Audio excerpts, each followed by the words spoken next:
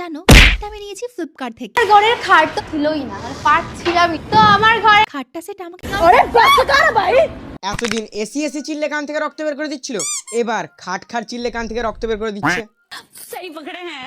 এত টাকা দিয়ে বাড়ি বানিয়েছি, তাও কেন একটা খাট কিনিনি? আর কটা খাট নিয়ে ভিডিও বানাবে বলো তো? একটা 10,000 টাকার খাট নিয়ে 100টা ভিডিও বানালে কি মানা যায়? এই না গাইস, আমার কপালে কি খাট লেখা আছে নাকি আমাকে নিচেই ঘুমাতে হবে সারা জীবন, জানি না। তোমার কপালে যেখানে বিয়ের আগে হানিমুন লেখা আছে, সেখানে সামান্য একটা খাট লেখা থাকবেই। তথাস্তু।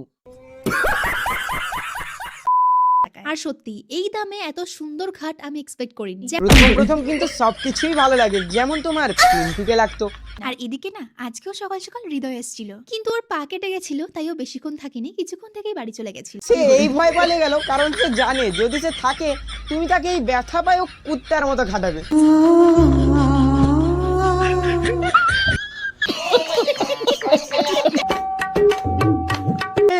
দেখে নাও খাটটা শক্ত আছে নাকি, পরে যদি আমার ভেঙে যায় তাহলে ঝামেলা হয়ে যাবে। গাইস, তোমরা একটা জিনিস লক্ষ্য করছো, দিদি আমাদের কেমন বালিশ দিয়ে ডিজাইন করছে? খাটটা আমি পেয়েছি 11,000 টাকায়। আর সত্যি আরে এক সেকেন্ড তুমি তো আর কিছুক্ষণ আগে বললে যে খাটটা 10,000 টাকা নিয়েছে। মাত্র 10,000 টাকা এত দারুণ কোয়ালিটি পেয়ে যাবো। 2 মিনিট পরে 1,000 টাকা বেড়ে গেল। কি দুগলা বাজগো তোমরা, মিথ্যা কথা না বললে পেটের ভাত হজমই হয় না। সঠিক বলেছেন। শেষে এইটুকুই বলবো, ভিডিওটি শুধুমাত্র এন্টারটেনমেন্ট পারপাসের জন্য ছিল। দয়া করে ভিডিওটাকে দেখবে, মজা নেবে আর ভুলে যাবে, মনে নেবে না। আর ভাই তোমরা সাবস্ক্রাইব করে দাও, 3K খুব কাছাকাছি আমরা।